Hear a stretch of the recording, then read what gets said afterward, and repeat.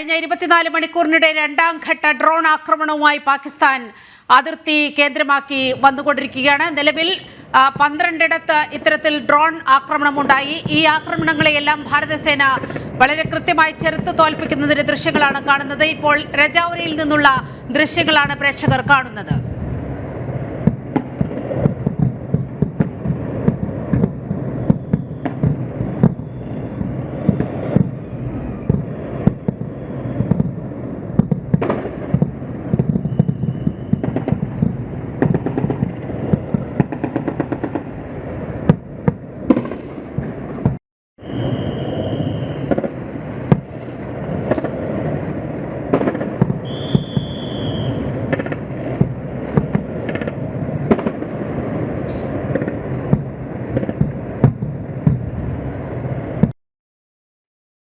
ശത്രുക്കളോട് ഒരു തരത്തിലുമുള്ള ദയ കാട്ടേണ്ടതില്ല. ഇപ്പോൾ കാണുന്ന ദൃശ്യങ്ങളെല്ലാം സൂചിപ്പിക്കുന്നത് അതുതന്നെയാണ്. ഗൗതം ചേരുകയാണ്. ഗൗതം, നമ്മളിപ്പോൾ പ്രേക്ഷകരെ കാണിക്കുന്നത് രജൌരിയിൽ നിന്നുള്ള ദൃശ്യങ്ങളാണ്. രജൌരിയിൽ ബ്ലാക്ക് ഔട്ടാണ്. വളരെ വലിയ മുന്നറിയിപ്പ് രജൌരിയിൽ നിലനിന്നിരുന്നു. നിലവിലെ സാഹചര്യം എന്താണ്?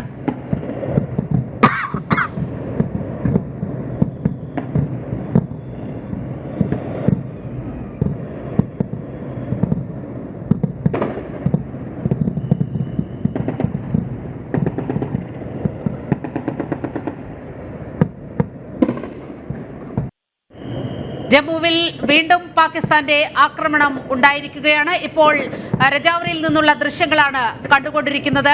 അവിടെ വലിയ രീതിയിൽ ഡ്രോൺ ആക്രമണത്തിന് ശ്രമിച്ചു. അതെല്ലാം പക്ഷേ വളരെ കൃത്യമായി തടുത്ത് നിർത്തുകയാണ് നമ്മുടെ വ്യോമ പ്രതിരോധ സിസ്റ്റം. ജമ്മുവിലും സാംബയിലും പത്താൻകോട്ടും എല്ലാം വലിയ ആക്രമണത്തിന് അവർ പദ്ധതിയിട്ടു. പക്ഷേ അതെല്ലാം നിഷ്ഫലമായി പോയി എന്നതാണ് ഈ മണിക്കൂറിൽ ചൂണ്ടിക്കാട്ടാനുള്ളത്. ഇപ്പോൾ ഗൗതം കൂടി ചേരുകയാണ്. ഗൗതം, രജൌരിയെ സംബന്ധിച്ചാണ് നമ്മൾ പറഞ്ഞുകൊണ്ടിരിക്കുന്നത്. രജൌരിയിൽ ബ്ലാക്ക് ഔട്ടാണ്. വലിയ മുന്നറിയിപ്പ് അവിടെ നിലവിലുണ്ടായിരുന്നു. നിലവിലെ ജമ്മു കാശ്മീർ മേഖലയിൽ നിന്നും നമുക്ക് ലഭിക്കുന്ന വിവരങ്ങൾ.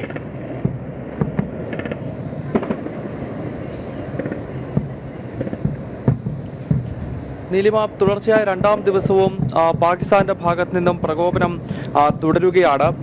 സാംബയിലും അതോടൊപ്പം തന്നെ ജമ്മു ഉൾപ്പെടെയുള്ള സ്ഥലങ്ങളിലുമാണ്. ജമ്മു കാശ്മീരിൽ ഇന്നിപ്പോൾ പാകിസ്ഥാൻ ഡ്രോൺ ആക്രമണത്തിന് ശ്രമിച്ച സ്ഥലങ്ങൾ ജമ്മു, സാംബ, ഉറി, പൂഞ്ച്, ഹന്ദ്വാര, കുപ്വാര എന്നീ സ്ഥലങ്ങളിലാണ്. ജമ്മു കാശ്മീരിൽ ഇന്നിപ്പോൾ പാകിസ്ഥാന്റെ ഡ്രോണുകൾ പ്രത്യക്ഷപ്പെടുകയും അത് പൂർണ്ണമായും നിർവീര്യമാക്കുകയും ചെയ്തിരിക്കുന്നത്. പക്ഷേ ഇത്രയും സ്ഥലങ്ങളിൽ ഒരു ഡ്രോൺ ആക്രമണത്തിന് പാകിസ്ഥാൻ ശ്രമിച്ചു എന്നത് ഈ ഘട്ടത്തിൽ നമ്മൾ ഓർക്കേണ്ടതുണ്ട്. മറ്റൊന്ന് പഞ്ചാബിലാണ്. പഞ്ചാബിലെ പട്ടാൻകോട് അതോടൊപ്പം തന്നെ അമൃത്സർ തുടങ്ങിയ സ്ഥലങ്ങളിൽ ഈ ഡ്രോൺ ആക്രമണത്തിനുള്ള ശ്രമം പാകിസ്ഥാന്റെ ഭാഗത്ത് നിന്ന് ഉണ്ടായി. ഒപ്പം രാജസ്ഥാനിലെ ജയ്സൽമീർ ഇന്നലെയും ഡ്രോണും അതോടൊപ്പം തന്നെ ഫൈറ്റർ വിമാനങ്ങളും ഉപയോഗിച്ചുകൊണ്ട് പാകിസ്ഥാൻ ആക്രമിക്കാൻ ശ്രമിച്ച സ്ഥലമാണ്. അവിടെ ഇന്നും പാക് പ്രകോപനം ജയ്സൽമീറിൽ ഉണ്ടായി. അതോടൊപ്പം തന്നെ പൊക്രാൻ, രാജസ്ഥാനിലെ മറ്റൊരു സ്ഥലം, വർഷങ്ങൾക്ക് മുൻപ് നമ്മുടെ സർക്കാരുകൾ, കേന്ദ്ര വാജ്പേയി സർക്കാരിൻ്റെയൊക്കെ കാലത്ത് അണുപരീക്ഷണമൊക്കെ നടത്തിയ പൊക്രാൻ, അവിടെയും ഇപ്പോൾ ഒരു പ്രകോപനം പാകിസ്ഥാന്റെ ഭാഗത്ത് നിന്നും ഉണ്ടായിരിക്കുന്നു. ഡ്രോൺ ആക്രമണത്തിനുള്ള ശ്രമം നടന്നിട്ടുണ്ട്. ഇതിനെല്ലാം വിജയകരമായി തന്നെ നമ്മുടെ സൈന്യം പ്രതിരോധിക്കുന്നുണ്ട്. ഇന്നലെ രാത്രിയിലും സമാനമായ രീതിയിലുള്ള വലിയ പ്രകോപനം പാകിസ്ഥാന്റെ ഭാഗത്ത് നിന്ന് ഉണ്ടായെങ്കിലും അതിനെല്ലാം വ്യോമ പ്രതിരോധ സംവിധാനങ്ങൾ ഉപയോഗിച്ചുകൊണ്ട് നിർവീര്യമാക്കാൻ ഭാരതത്തിന്റെ സൈന്യത്തിന് സാധിച്ചിരുന്നു. ഇപ്പോൾ രണ്ടാമത്തെ ദിവസവും പാക് പ്രകോപനം തുടരുകയാണ്. ഇന്നലത്തേതിന് സമാനം എന്ന രീതിയിൽ നമുക്ക് പറയാൻ സാധിക്കത്തില്ല. ഇന്നലെ രൂക്ഷമായ ആക്രമണം, ഒരു ആകാശ യുദ്ധത്തിലേക്ക് കാര്യങ്ങൾ പല ഘട്ടങ്ങളിലും പോയിരുന്നു. എന്നാൽ ഇന്ന് അത്രത്തോളം വലിയ ആക്രമണം ഈ സമയത്ത് നടക്കുന്നില്ലെങ്കിൽ പോലും ജമ്മു, രാജസ്ഥാൻ, പഞ്ചാബ് എന്നീ 3 സംസ്ഥാനങ്ങളിൽ പാകിസ്ഥാന്റെ ഡ്രോൺ ആക്രമണത്തിനുള്ള ശ്രമമുണ്ടായിരിക്കുന്നു. അതിനെ പൂർണ്ണമായും നിർവീര്യമാക്കാൻ ഭാരതത്തിന് സാധിച്ചു. അതേസമയം തന്നെ കരമാർഗമുള്ള വലിയ ആക്രമണം നടന്നുകൊണ്ടിരിക്കുകയാണ്. പൂഞ്ച് അതോടൊപ്പം തന്നെ രജൌരി ഉൾപ്പെടെയുള്ള സെക്ടറുകളിൽ പാകിസ്ഥാൻ വെടിനിർത്തൽ കരാർ തുടർച്ചയായി ലംഘിച്ചുകൊണ്ടിരിക്കുന്നുവെന്ന റിപ്പോർട്ടുകൾ വരുന്നു. കഴിഞ്ഞ കുറേ നാളുകളായി നമുക്കറിയാം, പഹൽഗാമിൽ കഴിഞ്ഞ മാസം 22-നാണ് ഭീകരാക്രമണം ഉണ്ടായത്. 26 നിരപരാധികളായ ഭാരതീയരെ കൊലപ്പെടുത്തിക്കൊണ്ടുള്ള ഭീകരാക്രമണം. അതിനുശേഷമാണ് ഇരു രാഷ്ട്രങ്ങൾക്കുമിടയിലുള്ള ബന്ധം വഷളായത് എന്ന് നമുക്കറിയാം. അന്ന് മുതൽ തന്നെ എല്ലാ രാത്രികളിലും പാകിസ്ഥാൻ അതിർത്തിയിൽ വെടിനിർത്തൽ കരാർ ലംഘനം നടത്തിയെങ്കിലും ഭാരതത്തിന്റെ പ്രത്യാക്രമണം രൂക്ഷമായതോടുകൂടി പാകിസ്ഥാൻ ജനവാസ കേന്ദ്രങ്ങളെ ലക്ഷ്യമിട്ടുള്ള ആക്രമണം പൂഞ്ചിലും രജൌരിയിലും സാംബയിലുമൊക്കെ തുടങ്ങുകയായിരുന്നു. എന്തായാലും ഈ സ്ഥലങ്ങളിലെല്ലാം ബ്ലാക്ക് ഔട്ടാണ്. വൈകുന്നേരം 7 മണിയോടുകൂടി നഗരത്തിൽ പൂർണ്ണമായും വൈദ്യുതി ഉൾപ്പെടെ വിച്ഛേദിച്ചുകൊണ്ട് ബ്ലാക്ക് ഔട്ടിലേക്ക് ഈ നഗരങ്ങൾ ജമ്മു കാശ്മീരിലെ പ്രധാനപ്പെട്ട നഗരങ്ങളിലെല്ലാം ബ്ലാക്ക് ഔട്ട് ആയിരിക്കുന്നു. ഒപ്പം സൈറനുകൾ മുഴങ്ങുന്നു എന്നത് സംബന്ധിച്ചുള്ള റിപ്പോർട്ടുകളും നേരത്തെ വന്നിരുന്നു. ആളുകളെ മുഴുവൻ വീടുകളിലേക്കും അതോടൊപ്പം തന്നെ സുരക്ഷിത സ്ഥലങ്ങളിലേക്കും ഇതിനകം തന്നെ മാറ്റിക്കഴിഞ്ഞിരിക്കുന്നു. നേരത്തെ തന്നെ ഇത് സംബന്ധിച്ചുള്ള നിർദ്ദേശം പൊതുജനങ്ങൾക്ക് ജമ്മു കാശ്മീർ ഭരണകൂടവും അതോടൊപ്പം തന്നെ സൈന്യവും നൽകിയിരുന്നു. വൈകുന്നേരമായി കഴിഞ്ഞാൽ മുഴുവൻ ആളുകളോടും വീടുകൾക്കുള്ളിലേക്ക് തന്നെ നീങ്ങണം, ഒരു കാരണവശാലും പൊതുനിരത്തുകളിലൂടെ അലസമായി നടക്കരുത് എന്നത് സംബന്ധിച്ചുള്ള നിർദ്ദേശം വന്നിരുന്നു. ബ്ലാക്ക് ഔട്ട് ഉണ്ടാകുമെന്ന നിർദ്ദേശം രാവിലെ തന്നെ വന്നിരുന്നു. എന്തായാലും കൃത്യമായ നിരീക്ഷണം സൈന്യത്തിന്റെ ഭാഗത്ത് നിന്ന് നടക്കുന്നുണ്ട്. ഒപ്പം വ്യോമമാർഗം വരുന്ന എല്ലാ തരത്തിലുമുള്ള ആക്രമണങ്ങളെ കൃത്യമായി തന്നെ നമ്മുടെ സൈന്യം പ്രതിരോധിക്കുന്ന കാഴ്ചയും ജമ്മു കാശ്മീരിൽ കാണാൻ സാധിക്കുന്നുണ്ട്. നീലിമ, ഗൗതം, ഈ ഡ്രോൺ ആക്രമണത്തിനൊപ്പം അവിടെ LOCയിൽ നിന്നും ചില വാർത്തകൾ കൂടി വരികയാണ്. അവിടെ വലിയ രീതിയിൽ ഫയറിംഗ് നടക്കുന്നതായാണ് മനസ്സിലാക്കുന്നത്. ഈ ജനവാസ മേഖലകൾ ലക്ഷ്യമാക്കിക്കൊണ്ട്, സിവിലിയന്മാരെ ലക്ഷ്യമാക്കിക്കൊണ്ടാണല്ലോ പാകിസ്ഥാൻ കഴിഞ്ഞ മണിക്കൂറുകളിൽ വലിയ പ്രകോപനം സൃഷ്ടിച്ചുകൊണ്ടിരിക്കുന്നത്. അത്തരത്തിൽ വിവരങ്ങൾ നമ്മുടെ മുന്നിൽ ഇപ്പോഴുണ്ടോ?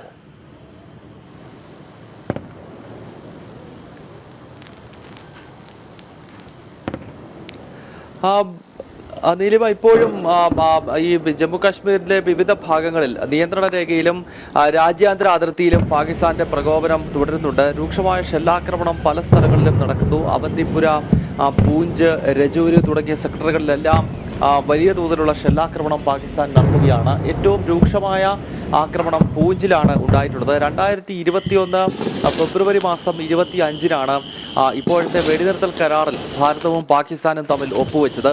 പിന്നീട് ഇങ്ങോട്ട് പൊതുവെ അതിർത്തി ശാന്തമായിരുന്നു. ഭീകര പ്രവർത്തനങ്ങൾ, അതായത് ഭീകരരുടെ നുഴഞ്ഞുകയറ്റവും അല്ലെങ്കിൽ ഭീകരരും സുരക്ഷാ സേനയും തമ്മിലുള്ള ഏറ്റുമുട്ടലുകൾ തുടർച്ചയായി ജമ്മു കാശ്മീരിൽ നടന്നിരുന്നു.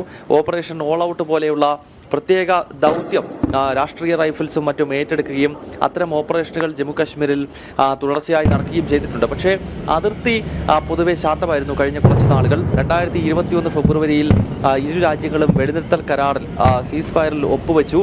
അതിനുശേഷം പിന്നീട് ഇത് രൂക്ഷമാകുന്നത്, ഈ ആക്രമണം പിന്നീട് ആരംഭിക്കുന്നത് ഈ കഴിഞ്ഞ മാസം ഏപ്രിൽ 22-നുണ്ടായ പഹൽഗാം ഭീകരാക്രമണത്തിന് ശേഷമാണ്. അതോടുകൂടി യുദ്ധസമാനമായ അന്തരീക്ഷത്തിലേക്ക് ഇപ്പോൾ കാര്യങ്ങൾ എത്തി.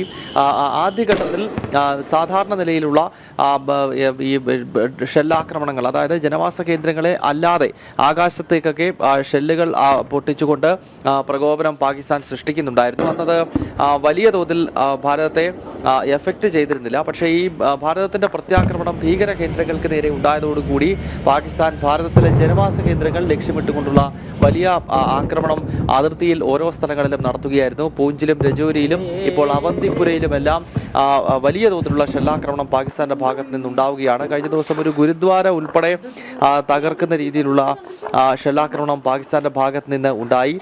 അതുമായി ബന്ധപ്പെട്ട് വലിയ വാഗ്വാദങ്ങൾ ഭാരതവും പാകിസ്ഥാനും തമ്മിൽ നടക്കുന്നു. ഗുരുദ്വാര തകർത്തത് ഭാരതം തന്നെയാണ് എന്ന കള്ളപ്രചരണം പാകിസ്ഥാൻ നടത്തി. ഇന്ന് വൈകുന്നേരം വാർത്താ സമ്മേളനം നടത്തവേ വിദേശകാര്യ സെക്രട്ടറി വിക്രം മിശ്രി തന്നെ ഇതിനെ രൂക്ഷമായ ഭാഷയിൽ വിമർശിച്ചുകൊണ്ട് രംഗത്തെത്തി.